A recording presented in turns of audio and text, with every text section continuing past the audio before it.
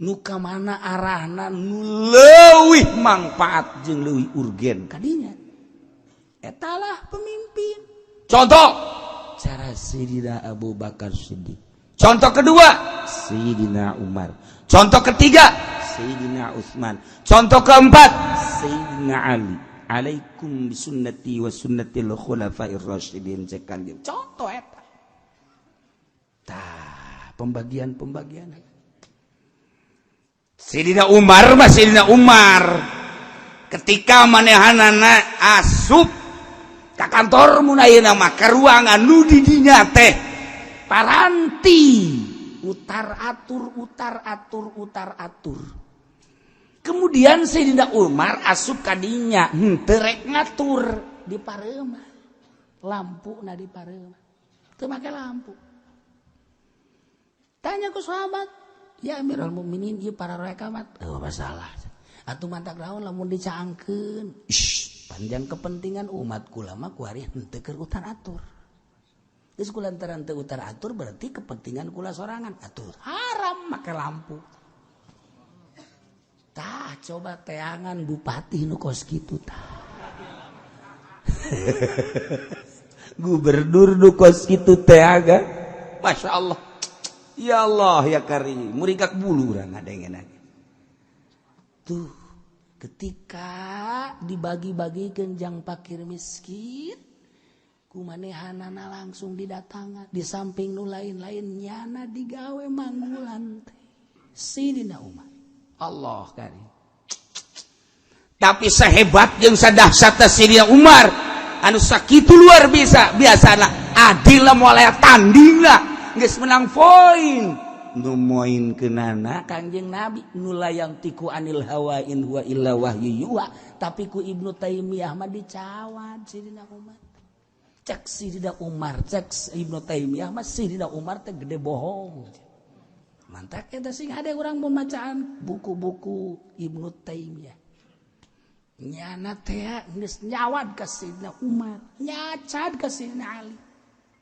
Terus hade urang ku ari jrig jadi Wahabi, jrig jadi Muhammadiyah, jrig jadi Persib eta. Bacaan kitab Ibnu Taimiyah, nu kitab baheulana nu akhir hayat teh sebenarnya ada di Sunda wal Jamaah. Lamun urang nyaho sejarah ulama-ulama sing hade Ibnu Zawj, Ibnu Qayyim sing hade beusi can kuat ieu urang teh. Zain maling harta ti baitul mal. Kemudian anu dipalingna teh ieu anu geus dipisahkeun. Jang ipatin hiji golongan masakin misalna ieu teh beas di aya di Baitul Mal atawa dirham duit pun ku ari mah ieu lamarina brangkasrakeun sieu tah duit jang masakin. Kemudian ku Ki Zaid dibobol nu Ki Zaidna lain termasuk masakin. Ki Zaid mah jelema sugih, gabobol harta Baitul Mal nu insirokna jang masakin. Berarti jana maling harta masyarakat nu nyana bagian di dinya. Kumaha tah? Ieu cek di dieuna. Wa man ari Ki Zaid saraka anu ngabobol mal Baitul Mal harta Baitul Mal. In puriza lamun geus dipisahkeun harta tersebut li taifatin jang sagolongan masakin misalna nu laisa huwa minhum nu Ki Zaid teh lain termasuk golongan masakin tertangkap Ki Zaid sidang setelah diproses nyatanya adalah pelaku pembobolanana potong leungeun beres Zaid tuh. Kuari dibalikeun mafhumna. Zaid termasuk kana masakin kemudian ngabobol harta baitil mal nu dibobol kunyana jang masakin sedangkan nyana termasuk masakin dibobol kunyana tangkap setelah tangkap diadili setelah diproses bahwa harta baitil mal dicolong oleh yang bernama Ki Zaid dan Ki Zaid mengaku yang dicolongnya adalah untuk Thaifah masakin sementara Ki Zaid adalah salah satu dari masakin maka Ki Zaid aman teh kudu dipotong palingan we habak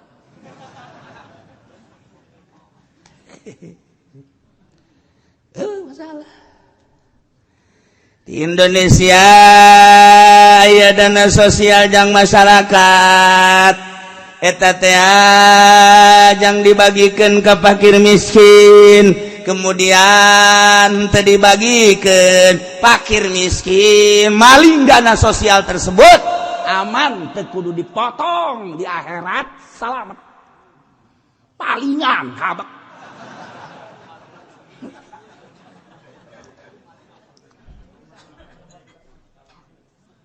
itu siapa tinggalin lengkah tahu keur ngomong nu tinggalin batu-batu jarago nu mantak aya rumah sakit Muhammadiyah nu mantak aya gedung Muhammadiyah nu mantak aya universitas eta teh hasil pembobolan insyaallah hasil pembobolan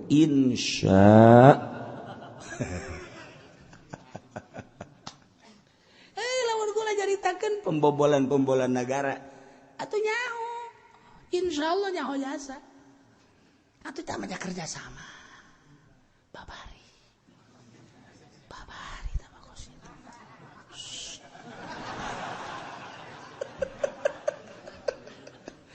geus lain rahasia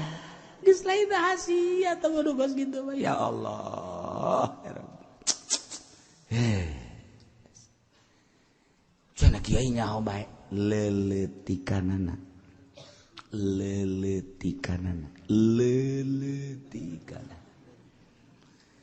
aya dana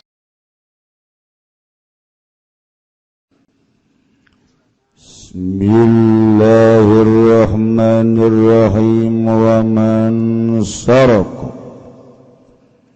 Wizabaman saroko iku nyolong yaman mala baitil mali ing harta baitil mal in furiza li taifatin laisa huwa minhum quti'a lamun den pisahaken yamali baitil mal kadua golongan kang orangna sapa wa yaman ikut tetep saking Thaifah quti'a maka den tugel yaman wa illam yufraz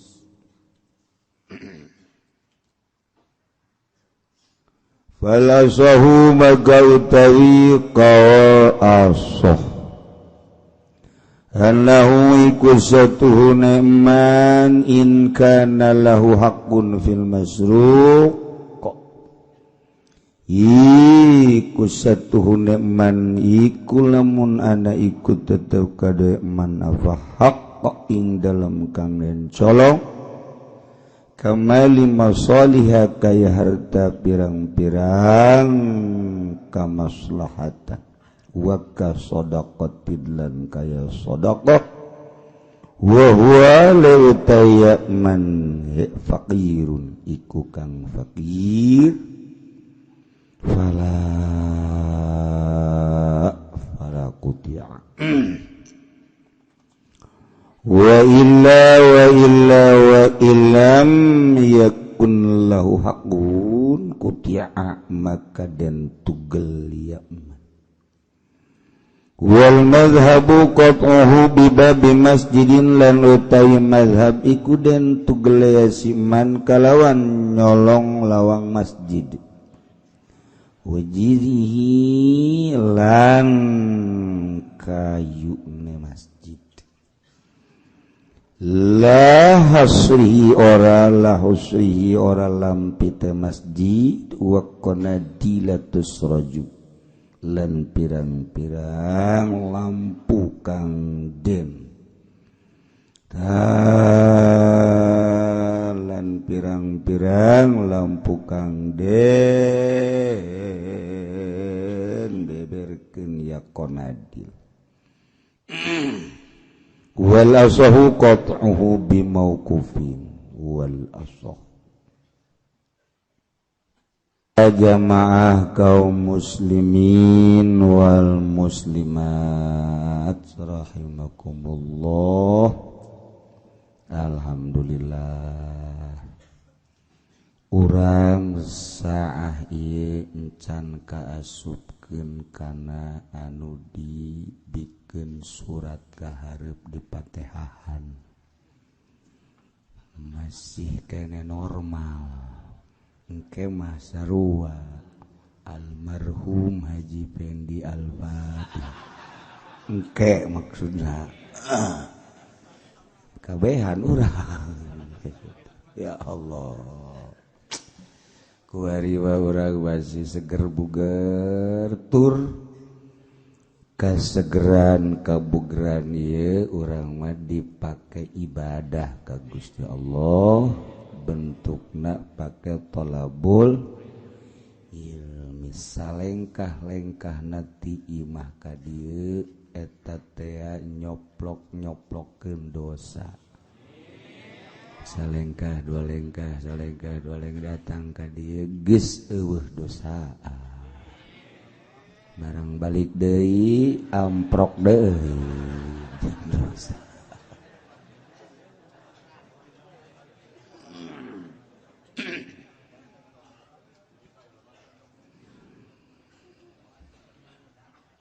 Urang kuari masih keneh ngabahas tentang qat'is shariqah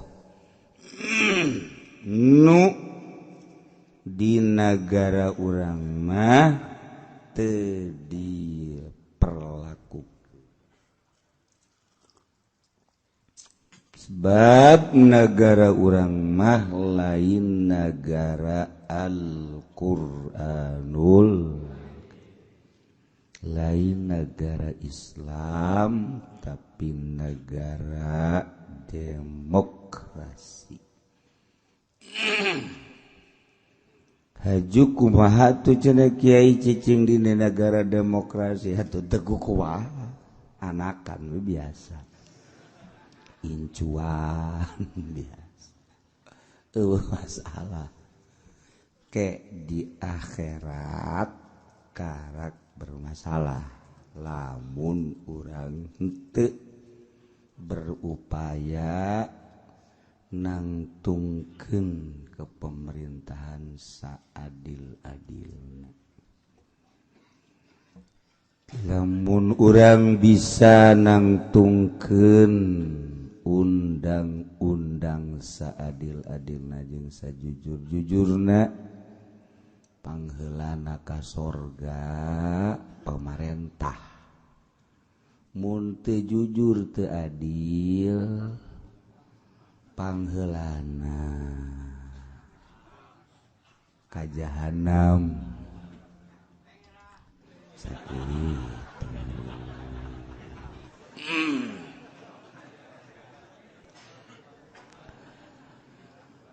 Kajen kira urang kuari mah lantaran negara urang teh baheula dijajah. Kemudian urang berupaya sekuat tenaga untuk merdeka. Bergerak seluruh lapisan masyarakat. Alhamdulillah dengan modal golok tarang hau bambu runcing urang bisa menang sehingga merdeka. Musyawarah dek ngadirikeun negara berbagai pertimbangan. Alhamdulillah urang kuari merdeka negarana demokrasi hasil pertimbangan para ulama baheula. Lain letik-letik ulama baheula, para kiai meureun aya wali-wali. Lamun harita dek dijieun ke negara Islam bisa, cuman mamalakna gede. Jadi untuk daf'ul mafasid jalbul masolih saat eta dijieunlah negara demokrasi. Perlu pembahasan anu panjang mun urang hayang nyaho tentang mengapa negara urang kok negara demokrasi. Eta mah kudu aya pripat-pripat jeung kudu mayar.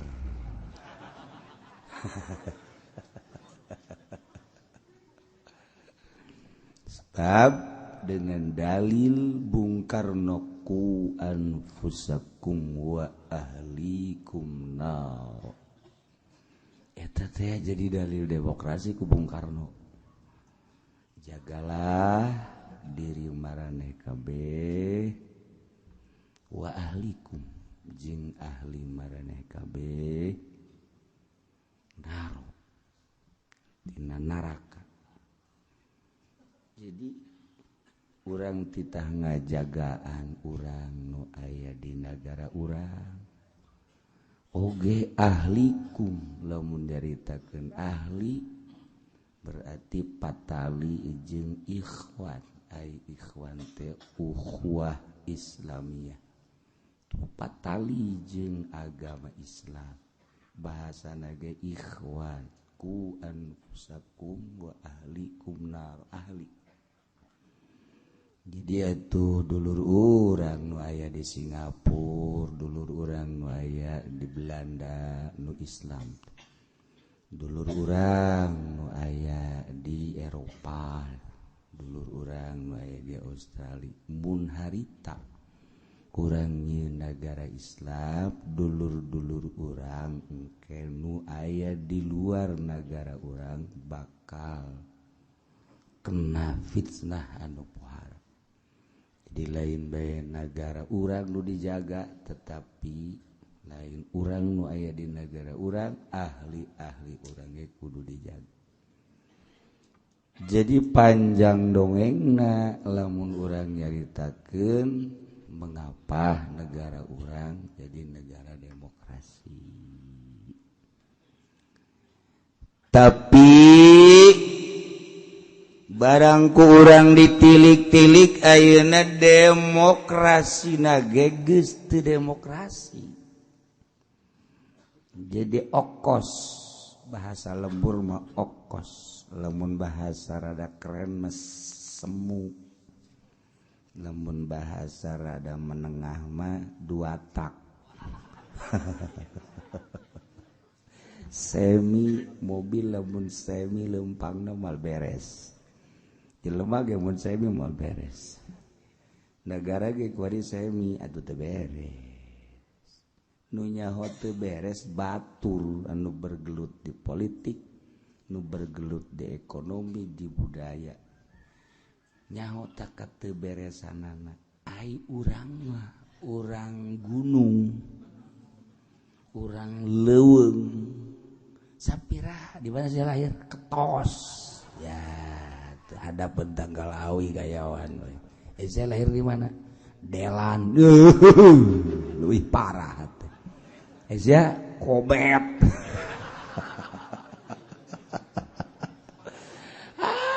Sarukara itu tuh orang lu bermual jauh. Sakola dage tetara ramat. Kuari ge ijazahna di dahar berit sapotong. Itu berlaku. Urang gabung teh nyaho, paling nyahona kok pabrik kuari jadi aya pengurangan. Urang mah nyahona ngan sakitu doang. Kok jalan teu dibangun-bangun. Urang mah nyahona ngan sakitu doang. Kok ieu kunaon di pasar jadi sararepi. Jadi parahal urang mah nyahona sakitu. Teu nyaho kan nu maenkeun politik, nu maenkeun ekonomi. Tah, maning nu nyaho tah maning nu henteu. Henteu, kos urang tentrem, adem ayem. Urang geus teu nyahona naon, waktu perang mah jakabehan. Berangkat tuh masalah geus urang mendingan kieu bae hirup. Teu nyahona naon, wayah pilkada dibere duit nojos. Oh, teu mere duit ulah, wayah pilgub mere duit tojos, teu mere duit ulah.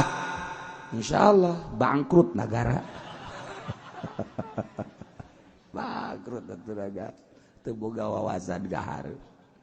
Tetep kudunya ieu Banten kok kieu bae, ieu kemajuan. Hayang urang boga Banten maju. Minimal kubah jadi nararae kaluhu, makam jadi nambahan di sisi jalan, paraeh meureun jelema. Ya bajulah. Tah urang dipimpin ku sababaraha gubernur ti mimiti Ratu Khousyah. Pilihan Kiai Haji Fudoli. Tetep bae kos kieu. Dia umroh ke disekupi ke pajaro bener bente sia ieu maksudna ngan aya nyana tuh nyana bae. Sebagai bagian setik dog ya mantap. Nah, ieu kan kieu bae. Kuari ku Rano Karno. Beneran di Banten ayana. Jadi kieu bae ya. Sugan aya berubah, henteu aya berubah satiga-tiga aja.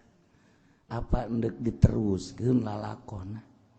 Kieu tinggal tanya pada rumput yang bergoyang. Eta lamun urang boga wawasan satu ye nu kira-kira bisa ngarobah negara Banten bae ulah sa Indonesia heulana. Cok gerak urang berwawasan ka hareup supaya urang lamun zarah talalenter mengenaheun urang sangheuk kuari zarah lain kapanggih jeung wali kapanggih jeung si eta encana naon kotak geus goprak can ge macam Fatihah geus goprak-goprakan puyeng aing aja. Masya Allah si urang Banten kunaon teu bisa ngurusan sakitu-kitu acan. Namun aing di ditu geus ku aing. Bambu runcing kaluar-luar gede ku aing. Belut sia jeung aing. Aing nu paeleh balik. Beres geus aing. Aing paeun teu neuleus sia deui geus masalah. Gat lain kitu. Teu jawara teh kos kitu. Yu urang rapihan hayang kapanggih jeung para arwah teh kan kudu khusyuk, kudu tadarruh, hidmah, kudu hidmat. Yang mana hidmat kumaha tuh? Urang geus ila hadratin nabi. Koprak. Nih belah sini nih, koprak. Fatihah ieu ka mana ieu? Komo di ditu mah di Syekh Asnawi, Masya Allah. Tidak boleh ziarah kalau belum ke sini. Enggak boleh. Arwahnya juga kabur. Sararial jasa ya. Aduh Gusti Allah. Datang ke saheuk kurang ziarah teh. Masya Allah. Ieu watak orang Banten teh geus model kos kitu. Nailah subasa nu bisa ngaberesan terus etakan naon gitu ngaranna situs sangat bersejarah supaya orang mantep cara di daerah-daerah Batur bengenaheun urang zarahna saha anu bisa ngarobah jalan timimiti urang lahir ka dunia zarah ka Banten teh jalanna kos kitu bae nya sugan ngagedean jante kos kitu bae malah mah tangkal kayu areueuh keur ieu loba tangkal kayu bari areueuh nah iyalah jara dipikiran kan ieu negara urang negara Banten teh eta keur carita masalah zohir lamun urang nyaritakeun Banten secara gaib kedahsyatan Syekh Maulana Hasanuddin teh kuari teh keur ngamuk urang kumaha carita kitu keur ngamuk Syekh Maulana Hasanuddin teh lantaran geus eueuh nu sejalan jeung nyana lamun ieu nyana ngamuk beneran emang ngamuknya na kumaha gitu kan di Gunung Karang aya anakna paham tuh ya anak di Baduy aya anak di Gunung Kencana aya anak Syekh Maulana Hasanuddin di Tanjung Kait aya anak Maulana Hasanuddin lamun eta geus hararudang rupana ke beda-beda nu orai rupana nu maung rupana teh nu macan rupana buaya darat memang ka dieu ge loba ye iya termasuk Incu Maulana Hasanuddin nu terkutuk iya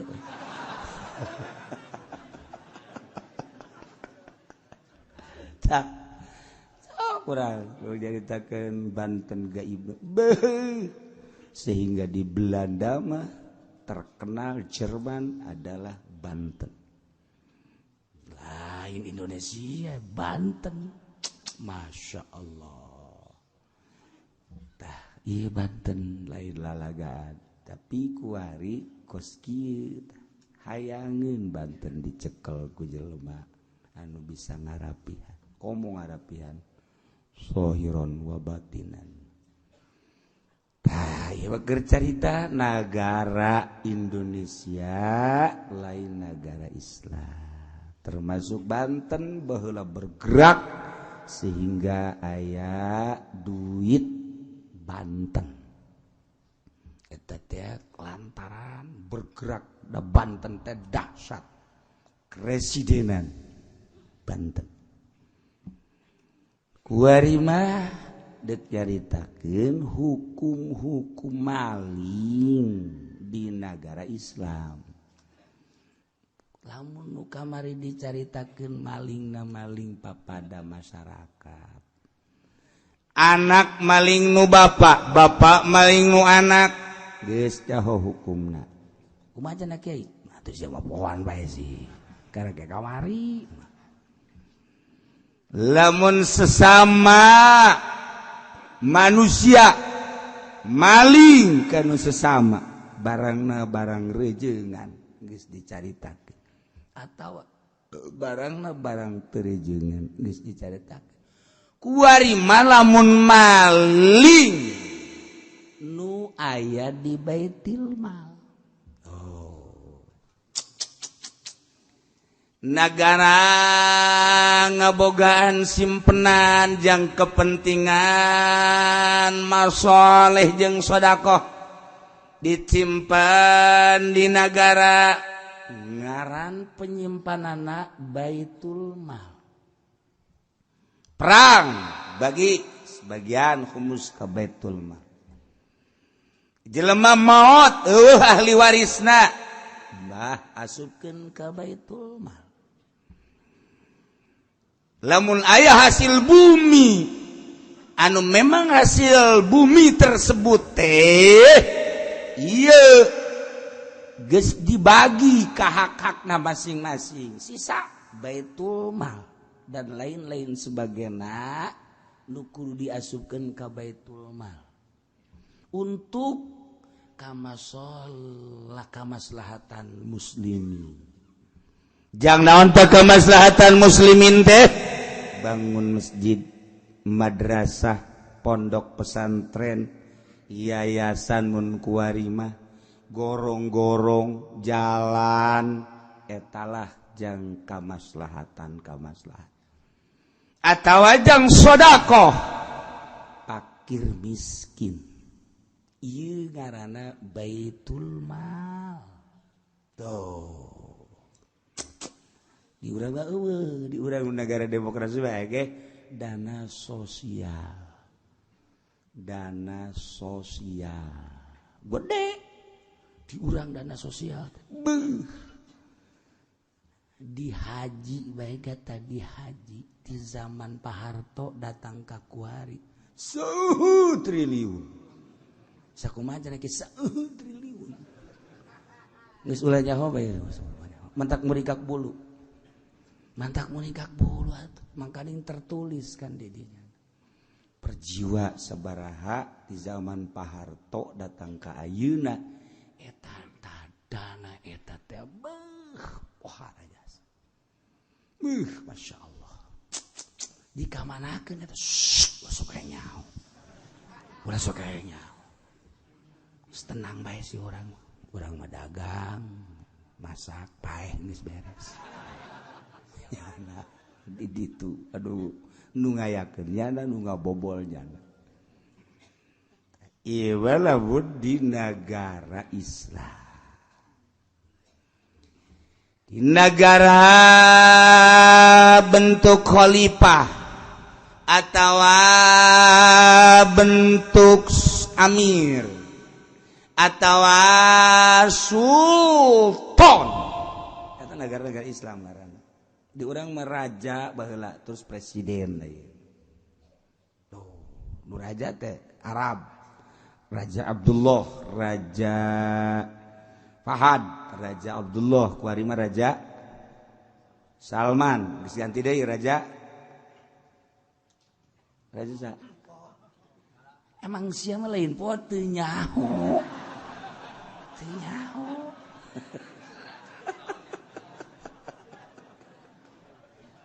Ai poho mah urut nyaho poho. Ieu mah hati. Aduh Gusti Allah. Tah, geus panjang urang mau caritakeun negara Islam. Mimiti berdiri na iraha negara Islam dan runtuh na iraha. Kan kanyahoa negara can kebal keruntuhan negara Islam. Utsmani Turki. Kakarak sabaratus tahun. Can kebal. Lamun ti zaman Raden Patah baheula encan kebal di sarua bae. Ya, kuari demokrasi terus. Bahkan menjadi-jadi ya negara demokrasi. Wah, geus acak-acakan. Lamun urang nyaritakeun acak-acakan negara mantak hareudang. Diganti ku saha bae ge Indonesia pasti kieu bae jeung leuwih parah lantaran sistemna nu rusak. Diganti ku saha bae sistemna kieu bae rusak. Kieu bae. Masalah teh artinya urang ieu nu ngarasakeun rusak urang anu milih urang. Atuh geus geus kieu keur carita rusak. Lain negara urang bae negara batur ge kuari keur rusak sarua bae. Indonesia mah rada deres. Mana rada deres dah? Alhamdulillah teu bisa diadu domba, paling adu manuk, adu kotok. Teu bisa diadu domba urang. Urang mah terus sakieu. Dele Suriah. Dele Yaman, geus puguh Baghdad. Lain lalagaan. Cina. Urang mah sakieu alhamdulillah, kamari geus hampir-hampir kuari deres deui. Tapi encan aman bener di negara urang ge. Encan lantaran hayang lempang kan di negara, tapi tetap mandeg. Mandeg ieu negara teh, politik teh jalan. Lamun nanyakeun ka camat teu jalan naon atuh nyahoan nya nama.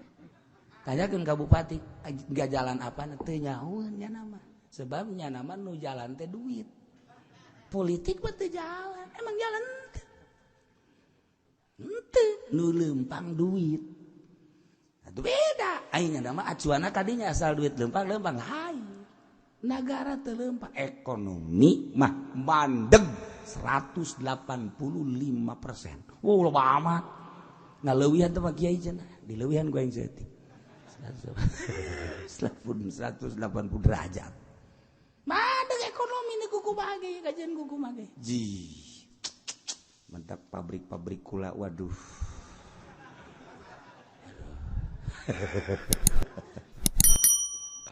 Macet pabrik.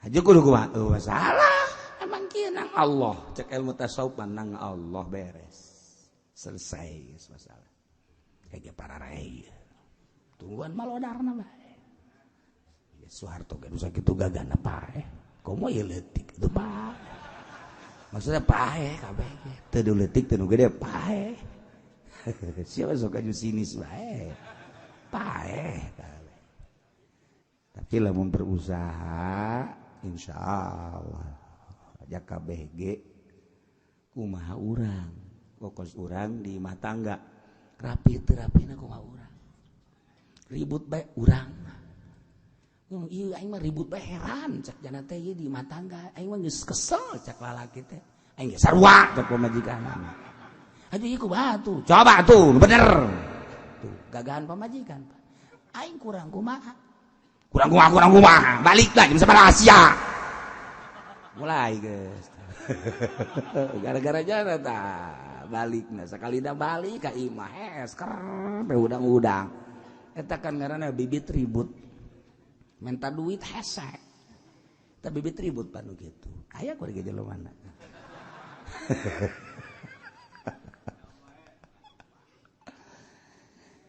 Zaid maling harta nu aya di Baitil Mal. Oh, iya.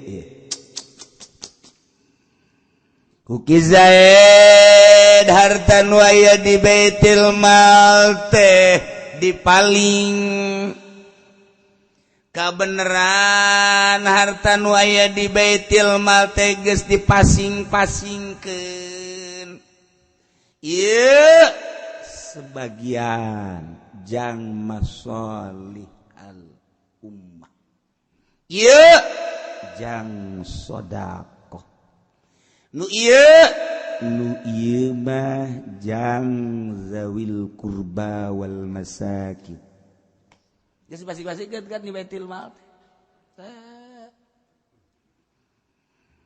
Tah ieu pemasingan tersebut kudu anu zatur ziroi pemimpin anu boga wawasan nu ka mana arahna nu leuwih mangpaat jeung leuwih urgen kadinya etalah pemimpin contoh cara Sayyidina Abu Bakar Siddiq contoh kedua Sayyidina Umar contoh ketiga Sayyidina Utsman contoh keempat Sayyidina Ali alaikum bisunnati wa sunnatil khulafair rasyidin cekan contoh eta tah pembagian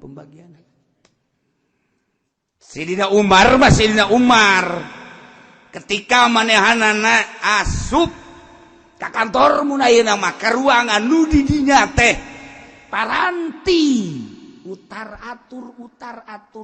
atur kemudian Sayyidina Umar asup kadinya terek ngatur di pareuma lampu na di pareuma teu make lampu tanya ku sahabat ya Amirul Mukminin ieu para rekamat masalah atuh mantak naon lamun dicaangkeun panjang kepentingan umat kula mah ku ari henteu keur utar atur geus kulantaran teu utar atur berarti kepentingan kula sorangan atuh haram make lampu. Tah coba teangan bupati nu kos kitu tah. Gubernur nu kos kitu teaga. Masya Allah. Ya Allah ya Karim, murikak bulu urang ngadengeun.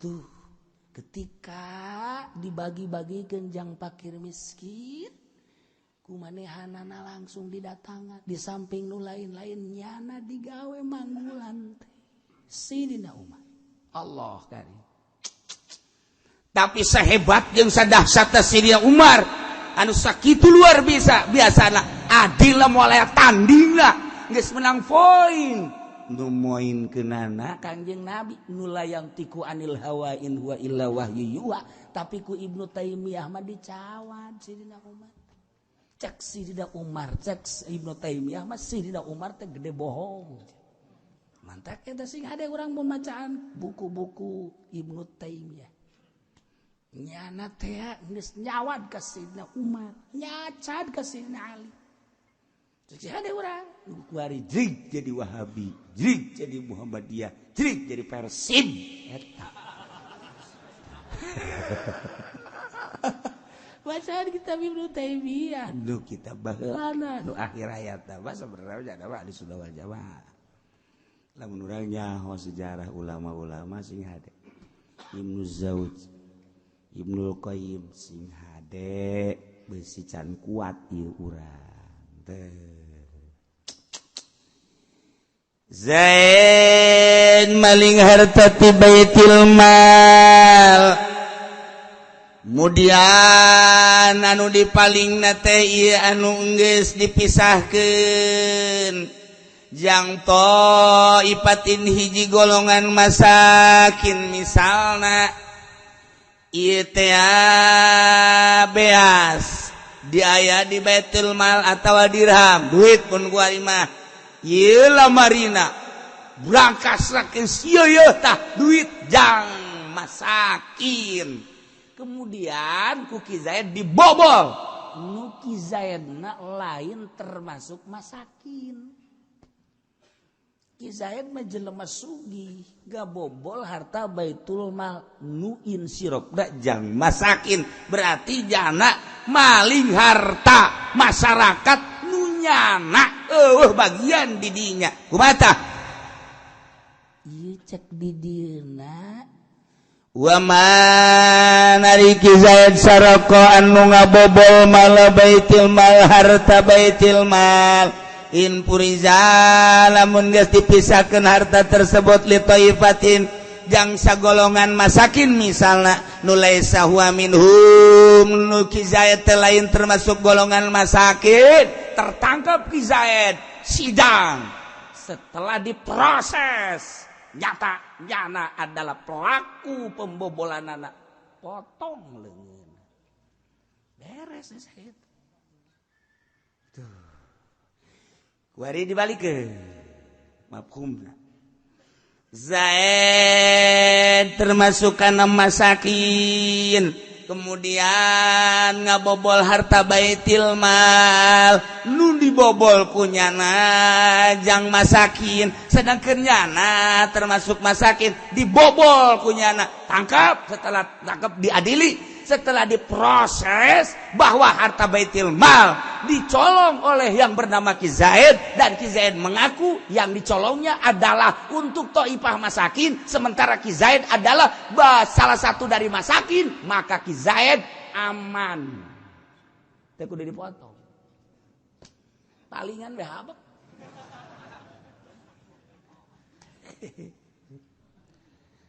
masalah di Indonesia aya dana sosial jang masyarakat eta teh jang dibagikeun ka fakir miskin kemudian teu dibagikeun fakir miskin maling dana sosial tersebut aman teu kudu dipotong di akhirat salamet palingan habak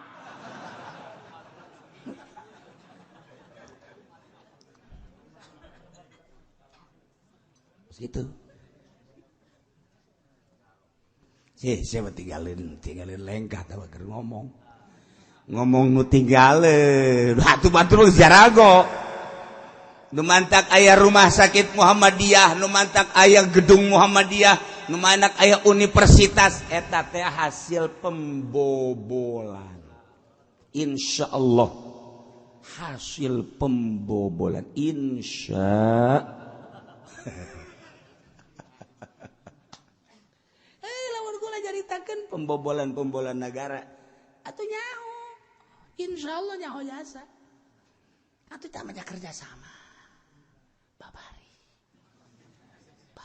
teh bagus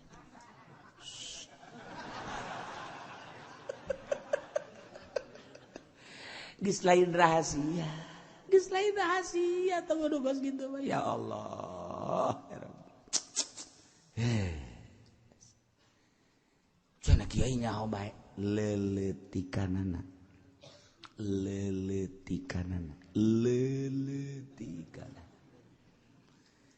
aya dana jang pembangunan syiar agama masjid, pondok pesantren, yayasan, kemudian eueuh anu nyokot-nyokot DPR turun ka kiai. Ieu geura ngabangun. Maksudna kula nu nyiankeun proposal. Aya geus ke dipoto ku kula jang tanda bukti. Kula nu nyiankeun. Oke. Nyian pondasi, foto, thread, jadikan proposal, 1 miliar, ya, dengan kondisi sekian kali sekian, berarti dana pembangunan gambarna geus kudu aya, ajukeun 1 miliar untuk tahap awal, oke, iya, turunlah 1 miliar ti dituna, nu datang ka kiaina 200 juta. Ulah gandeng mah sia masuk aju jeung sedikeun aing. Sia mah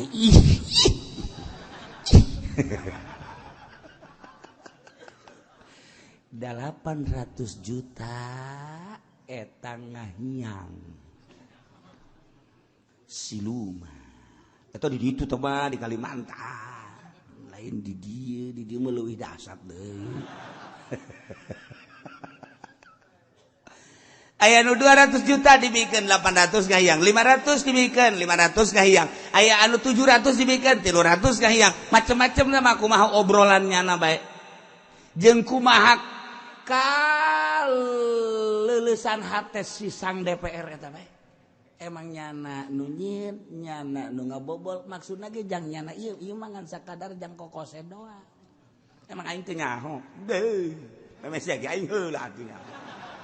Yang tayang mah geus kitu tayang. Tah, nu jadi masalah, kiaina doraka apa henteu, DPR-na doraka apa henteu. Wallahu alam, asana jahanam kabeh. Aduh Gusti, Indonesia urang ya Gusti. Indonesia urang. Gusti lah. Oh, lamun dicarita-caritakeun. Ulah kaget. Namun aya pejabat tinggi ngabangun masjid miliaran, lain nang di kantong nyana, ai podol sero nang di kantong nyana. Teuk ceuli aing dua anakna, teuk ceuli aing ye. Heng nyaho mah geus sia. Ye dua aing mah teuk ulah hiji-hiji. Aing nyaho jasa. Serem kadengena bapak anu ngabangun masjid. Ini negara urang. Haju salah. Itu salah. Daripada di ke Belanda ke. Daripada di ke Amerika ke. Mana yang dibangun ku urang. Ku cara kos gitu. Pinter aja lemah. Kos gitu. Pinter lah. Sanajan lain duitnya. Nah pinter. Haju kukula lamun di bejaan. Usaha sabarang masjid. Atuh nyaho jasa kula. Di Banten Pak Anu ngabangun. Wali bejake. Jatuh dirangkas ya warauh. Panegelan siawa rauh, diserang siawa rauh. Ya, waduh, tak bisa di kantong aing. Mantap begitu aya seorang pejabat kakula, pejabat inohong di luhur. Waduh kieu cenah, alhamdulillah kula keur ngabangun masjid. Sabaraha biayana? Sekian. Oh, hambung Bang, mantap amat, Bu. Hebat mah kula di kitu-kitu barang teu dibelokeun, teu. Nyeret. Teu ka dia ku ari. Teu ka dia. Ajeuna bagi podal di tengah bagian. Paragsana aing teh nyaho bener. Deuh atuh nyaho aing. Ngan aing mah teu hayang bae sebab teu bisa. lamun bisa tuh endek aing geus. Wah. Iya salah satu contoh. Bobolan di negara, masya Allah lo banda lain lalagaan. Bobolan telo bana lain lalagaan. Iya tegas ayat tilu tempat bobolan. Mun ku urang dicaritakeun muku boleh caritakeun. Ngan tetis sebab nu bisa di daerah jang naon. Kabobo sungut bisa moal pan hayang tungtung nama ka aing deui bae. Pangieunkeun cenah kiai proposal. Siapa kebecus eueuh Pak. Geus karar itu bae. Mantak dikorupsi lah. Tah. Ieu keur carita perkorupsian. Asal rapi di negara, cara ngabobolna jeung korupsina aman, insyaallah. Tetapi sing hade nu dibobol teh jang ka mana loyogna, nu ngabobolna saha? Awas ta eta tah. Loyogna jang ka mana ieu dana nu ngabobolna saha? Ieu nu bakal dihisab jaga di yaumul qiyamah. Sieun. Tapi lamun kieu mah ieu, wa ieu dana jang pembangunan masjid, pondok pesantren, bisa. Aya jasa. Kemudian tadi kaluarkeun, nu mantak tadi kaluarkeun boga rencana lain pemerintah. Dek dibilukeun. Ongkos baz zakat. Lah teh kan aya masruf pada Al-Qur'an. Ditu aya kiaian sebenarnya nama di luhur. Tetapi kok henteu sesuai. Pendapatan Kabupaten Tangerang sabaraha sih eta zakat. Nu mantak kaju teu percaya deui ka negara lamun masruf jelas. Atuh masyarakat mah beuh zakat kabeh ka pamarentah. Tah teu kudu dipaksa tapi sebab kewajiban. Asal geus bulan Ramadan mah masyarakat mah iraha ieu pamarentah ngumpulkeun iyaha ieu. Lantaran jelas masrofna ja aya dina Al-Qur'an. Kok pemerintah ngayakeun kos kitu ieu masyarakat teu tertarik ka mana loyogna. Loyogna ka mana? Masa urang ngazakat tajul ka bupati. Jadi berarti urang ngazakat dicokot ku bupati. Jadi bupati teh nyokot zakat urang. Ridho henteu sia. Aing dek nanya ka sia ngazakat ka bupati ridho henteu. Aya geus di bupati ngajakat ka sia. Ih, peucit tabak ka bupati. Ieu keur carita ieu mah negara urang bokrok mun aya bokrokna tah kos kitu. Ieu mah ala kadar nyaho bae heulana.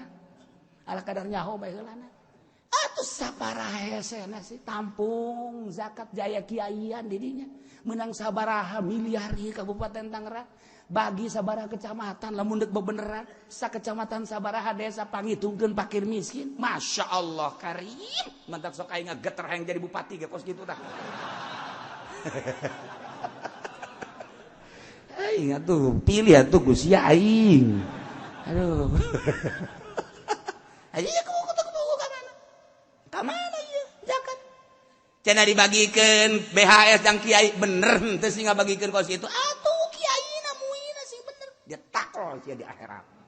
Emang aing teu neuleukeun, aing cicing bae geus neuleukeun. Neuleukeun make mata batin. Jeuh. Ya ka mana loyogna pan aing teu kabagian. Tuh, saya dianggap baturnya apaan? Pugu aing makanya maksudna. Ieu rusak negara, rusak. Guys, ulah leuwih jero deui kos kitu. Eta kakarak satu bagian. Canu lain-lain. Nyaho.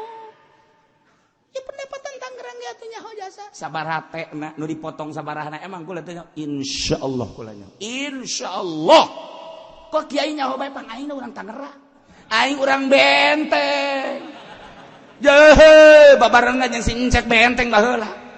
Atuh nyaho. Pendapatan di Kabupaten Tangerang sabaraha? Kabeh na sabaraha nu ditulis sabaraha nyaho emang ditulis kabeh jadi eta DPR nu nyaho jahanam. Geus DPR mah ka jahanam kabeh. Aing usul ke di akhirat. Diusul Gusti jahanamkeun.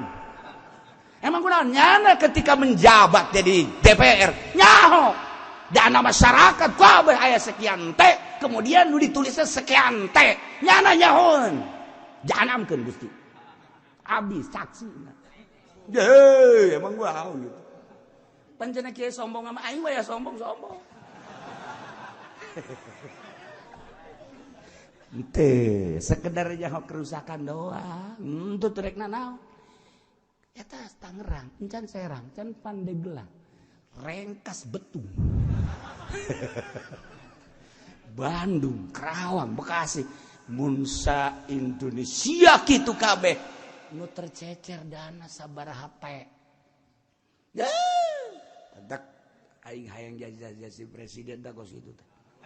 Dek di beneran ku aing mah duit nu tercecer teh sakali jadi presiden aing mah haju enggesan we geus cukup lah. Aing mau nu ieu bae geus dah. Atuh leuwih parah tuh kumaha aduh. Emang beres teu. Tapi urang mah aman-aman bae sebab teu nyaho masalah. Mentak cekul lagi maning nu nyaho, maning teu tah. Kakarak dibere nyaho saeutik bae kan geus ngageter urang bener teu. Jijah heuh jadi kieu itu. Kakarak saeutik dibocorkeun. Komo mun bocorna boleh. Ye, sial cenah ieu. Jawara mah geus golok bae goblok ge. Kan kitu lamun dibocorkeun tah kerusakan negara. Jawara mah geus kieu bae goblok tolol. Ajuna mah pamajikan bae pan. Eueuh nu itu nu aya. Jawara mah kos kitu mangsang-mangsing. Anak bae didepak. Cak anak nanaon dia? Aing greget ka pamarentah. Heuh, greget ka pamarentah si gue aing anu didepak. Eueuh depakeun aing. Ya keur carita. Ieu adalah pertanyaan ini. Pak Kiai, saya mau bertanya bagaimana hukumnya apabila yang mencari nafkah seorang istri sedangkan suaminya nganggur di rumah ngurus keluarga, ngais dan nyuapin. Iya, tolol itu pertanyaan, Masya Allah. Aduh, karena pada saat ini perempuan lebih mudah mencari kerja daripada laki-laki. Pertanyaan ieu kan perlu penjabaran anu panjang. Lamun sakaligus ngajawabna iya bae tapi kurang mendasar. Pada kenyataan anak kuari nu leuwih mudah kan awewe. Nah, eta kos kitu kan. Nah ieu mah urang mun nyaritakeun hukum mah geus salah bae. Lamun dikapikihkeun. Jadi lamun dikapikirkeun masalah ja anu kudu neangan apakah makan lalaki, awewe mah ngurus rumah tangga. Ja kitu kapan ka dina kitabna ge. Tapi kuari dibalik. Lalakonna ya ieu nang menang Yahudi akibat negara demokrasi seperti eta. Lamun dibalikeun negara jadi negara Al-Qur'an ya moal. Selama negara demokrasi ya kieu bae sebab walan tardo ankal yahudu walan nasara hatta tattabi'a millatahum. Teridoeun tangkorak Yahudi jeung Nasrani mah. Sakiga urang nuturkeun jana. Lamun urang langsung titah nuturkeun jana saha nu dae perang siap. Saeutik ulah nyeun negara Al-Qur'an. Demokrasi. Ieu keur carita baheulanan, tapi urang mah aman-aman bae mah keur carita. Paksa ku nyana. Diloloh ka anu endek ngabalikeun negara saeutik bae demokrasi. Nah, demokrasi terpimpin zaman Soeharto di Gus Dur dek dirobah saeutik doang saeutik geus make kuda-kuda Gus Dur bagi kiai ke nu hafal tina bahasa qaedahna kan katar. Oh, berarti dek kitu. Oh, lantaran di urang mah kurang paham kana qaedah. Ya, teu paham. Nu dijelaskeun qaedah usul fikih ku Gus Dur teh. Tak. Oh, berarti dek kadinya arahna. Ya pecat. Mal kebal asana Gus Dur. Mal kebal ya. Bener bae. Eta teh deuk ngarobah struktur negara. Tah. Ieu kuari bohongan negara urang kos kieu. Perang mah urang siap. Tapi lain gitu kan Yahudi jeung Nasrani. Nah, kuari perpolitikan heula. Teng dipaksakan urang. Dipaksa. Kuari geus larut.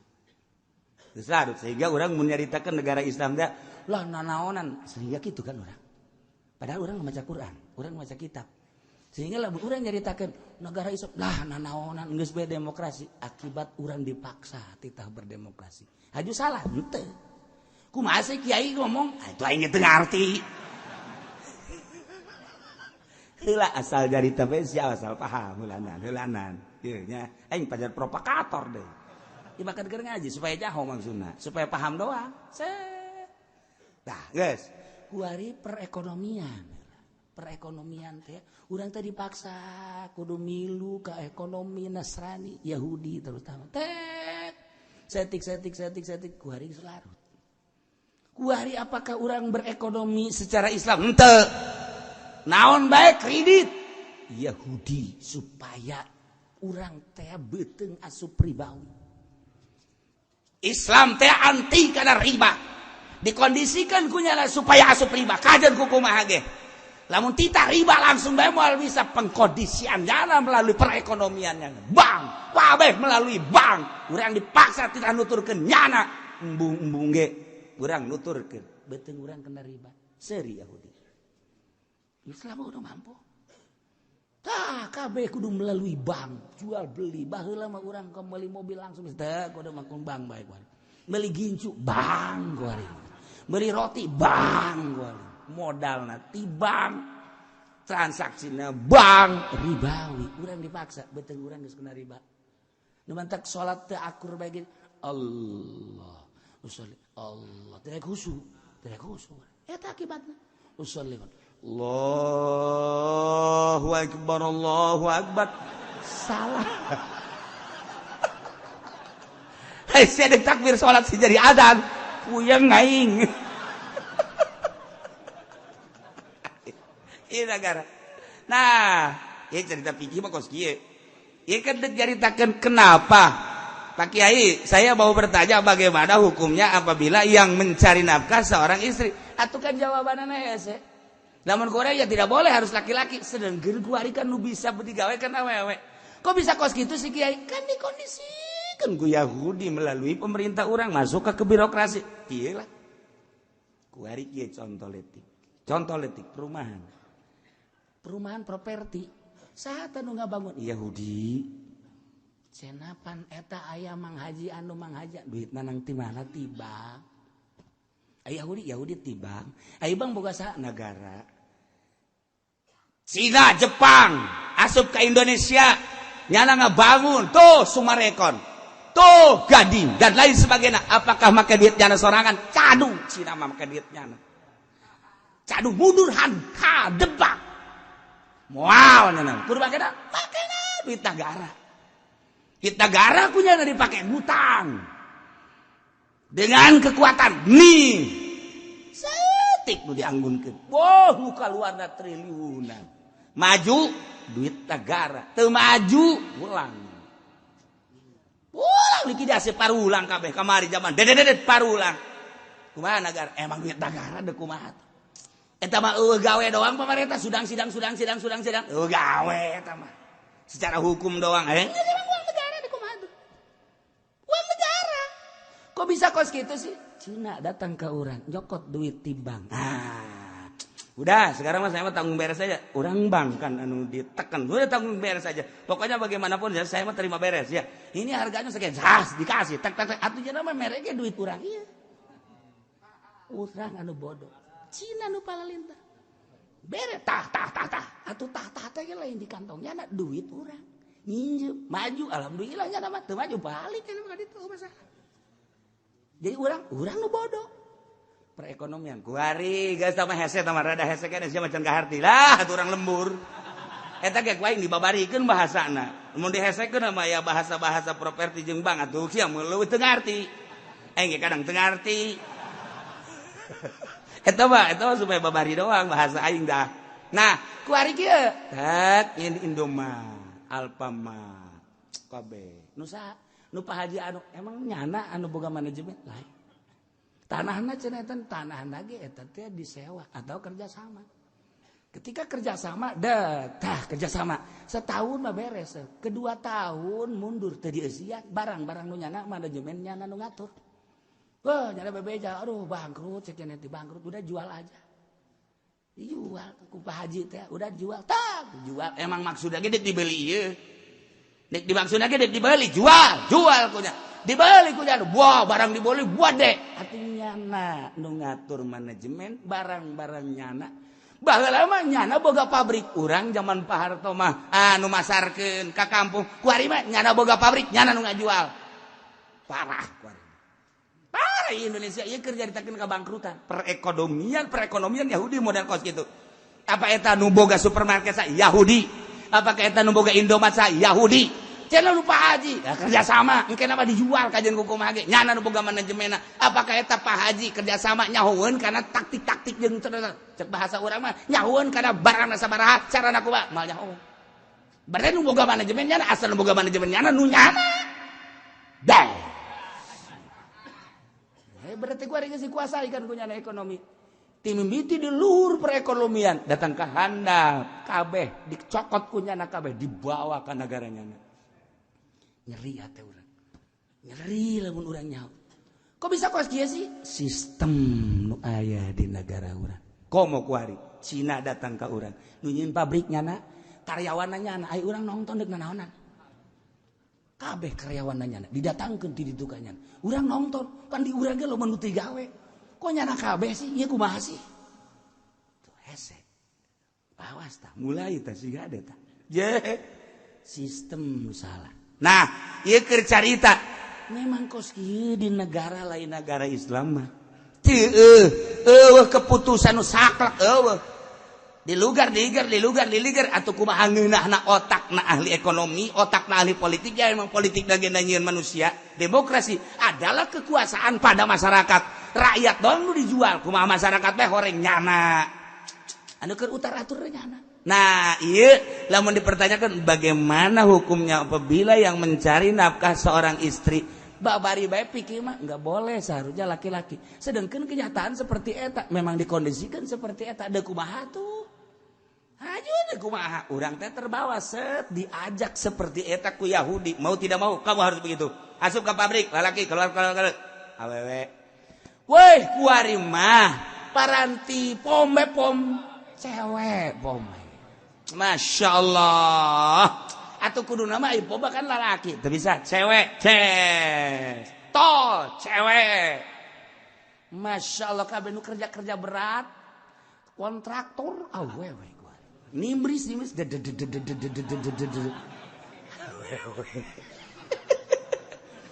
Tah, perhitungan kan untung rugi perekonomian Yahudi mah. Lain urusan halal haram. Urusan anak untung rugi lebih ringan wanita mah sebab lebih nurut, tidak pernah ada ugal-ugalan demo dan lain sebagainya. Maka dipilihlah wanita. Emangnya nama mengarahkan kadinya negara demokrasi abeh Islam panas sebab di negara Islam mah lain gitu kunyana dibuat dibalik. Islam anti riba dibuat seperti supaya riba kabeh. Islam mah awewe teh teu meunang gawe dibuat supaya wanita yang kerja. Seperti etalah sadar orang kuari. Oh salah satu negara orang. Wallahu a'lam. Sekedar jaritakeun kerusakan sih. Tinggal ente bendu milihna lanjut mangga teu lanjut mangga. Cenah teh mah kulo mah ieu mah tu bodoh ieu kumaha kiai we. Nah, lamun kumaha aing sia iuran ka aing. Aju kumaha tuh iuran bae geus pokona mah. Aju jang aing. Aju kumaha tuh teu kumaha. Atau lebih berat emang kok situ berat iya keur carita eta kakarak las sakit tuh sakit lamun dicaritakeun gegedena di negara marudah urang matak babari negara mah lamun dikacaukeun babari sebab aya nu paham turun ka handap masyarakat bere pemahaman siap perang lamun aya jelema nu ngartina geus turun ka handap. Selama nuluhurna di momoyu orang kerja sama yu orang moal teu kieu bae mantap cek lagi tadi ge maning ngarti maning teu tuh maning teu kan eta emang otak sieu sakitu embung di bawah pinter teh embung maning bodoh belah cenah kiai betah cenah bodoh mah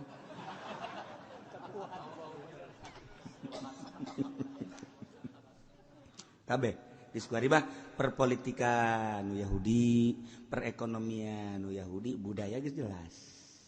Budaya batu geus jelas. Masya Allah. Makanan kuari geus makanan Yahudi kabeh. Minuman Yahudi. Mantap kuari deuk kubahat. Ya Allah ya Karim. Jati pasar Kemis tuh boga pabrik aya anu Haji Hasan eueuh. Aya anu Haji Soleh eueuh. Cinglu. Egle. Dan lain-lain sebagainya. Orang batur. Duitnya nu pake busa nu urang. Ngan ieu urang mencari kereta kerusakan seperti eta, tapi ketika carita kasuburan pangsuburna sadunia negara urang dikorupsi ti mimiti ku lurah ku camat ku bapati datang ka ku presiden datang ka ku ari teu beak-beak. Bahkan lain negara urang bae nu mengkorup di negara urang luar ge emas geus dicokotan ku nyana, logam berbagai logam besi dicokotan ka uyah-uyah dicokotan geus mah hasil laut dicokotan minyak dicokotan. Masya Allah sakitu urang nyaho emas meleg-meleg ku Amerika minyak gitu kene dan lain sebagainya. Sugih kene aturan pulau dijual pan ku salah seorang sugih kene urang mah teu jauh pulau nu mana kabar doang ieu teh jauh ku sugih-sugih da. Orang lamun naik kapal helikopter, mantar sekali-sekali coba kayak, emang kia osok, lain osok can orang aing. Tapi lamun orang ke Malaysia kan lewat Indonesia, ningali kan, iya pulau-pulau ini, masya Allah, sugih aing cek orang teh, cek hate, pan sugih aing, atau negara aing, Asia babari dahar hese, negara sugih tapi dahar hese, kos gitulah. Disebutna ya itik mati di lumbung. Atuh kumaha aing bae sih? So protes bae sia mah. Atuh dibedakeun saeutik bae wayahna bae sih sing ridho atuh. Ya Allah ya Rabbi. Zaid maling harta Baitul Mal. Nu dipalingna jang bagian masakin sementara nyana lain seorang miskin potong tapi wa illa lamun memang manehanana termasuk lamun nyana termasuk bagian masakin kemudian nyana maling masalah wa illa lamun can dibagi-bagi pala sawanahuin kana lau hakun bil masruk lamun memang manehanana teh ngabogaan hak dina nu dipalingna kamali masalihah seperti harta untuk kemaslahatan ieu teh jang kemaslahatan kantor nyana memang orang kantor kemudian ieu teh dibangun nah kurang cokot bobol dipaling jang ngabangun kantor jadi berarti dipaling jang disesuaikeun jeung fungsina masalah matak aya aturan maling ti heula pemerintah teh aya nu panderi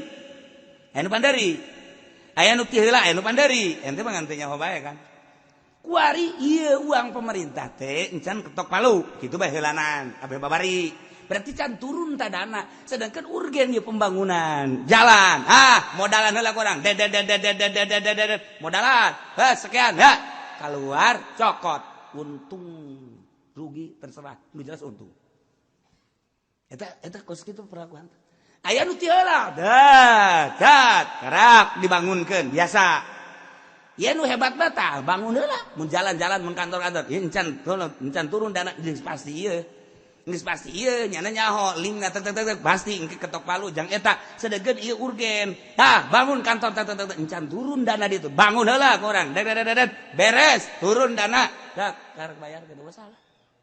Nah kuari mah dipaling bae ti heula ku urang jang eta padahal encan masalah negara lambat berarti cara di urang kan negara lambat paling masalah ya ieu jang pembangunan masolih jang masjid ieu teh kaluar nyaho urang kuncina buka bae trek paling hambek kunci deui teh Nggak bangunkan ke masjid. Malingnya seberapa? 10 miliar. Dulu dibangunna 5 miliar. 5 miliar dia ulah loba omong. Tak tahu ulah loba omong nanti silakan. Nah, iya tah. Lamun memang jangka maslahatan tuh. Lamun geus patali jeung nagara, hese urusanana. Iya urang mah babari bae kan ngomongna dina fikih mah. Lamun maling Baitul Mal kemudian urang teu boga bagian potong. Lamun urang boga bagian di dinya teu kudu. Geus bae. Lamun maling kemudian ieu teh ujang kamaslahatan kemudian urang teh boga hak di dinya teu kudu dipotong. Emang boga hak kumaha urang lamun ngabangun masjid anu ngeusian masjid pakir dong teu henteu miskin henteu nu sugih kabeh di dinya mah jadi jang kamaslahatan muslimin muslimat masjid muslimin baheulanan di urang mah eta ke masjid nu ngeusianna kabehan berarti urang aya hak di dana masjid eta cokot ku urang teu masalah paling ku urang teu masalah di aing aya hak ieu di dinya dibere jalan ku aing sia. Ngali aya hak urang tapi lamun ieu jang pakir, urang lain pakir eueuh hak. Tuh, lamun jang masjid, atuh masjid jang kabehan bat. Atuh bisa, atau jang kantor. Kantor naon ieu? Nah, kantor naon ieu? Kantor sekolah atau kantor instansi dan lain-lain sebagainya lah. Nah, urang aya di dia, paling enggak masalah. Lamun ieu nagarana nagara Islam kemudian diadili secara Islam aman tetapi di urang kan aya KPK urang mah lain deui urusan KPK kiai KPK singkatanan pohoan aing ge emang KPK balanar wallahu a'lam geus kos kadar itu bae tungtungna nah jadi kuari bae lantaran KPK teu bener kudu nyieun deui kakak KPK awal eren di negara demokrasi mah eren pansus 88 dan lain sebagainya dijen supaya rapi tetap terapi baik kakak sodakotin ieu teh jang sodako pakir sumbereunkeun nyanana pakir nu malingna pakir aya bagian berarti mun jelema pakir maling ti Baitul Mal jang jatah pakir nyanana pakir atuh teu kudu dipotong. Wal mazhab wallahu a'lam.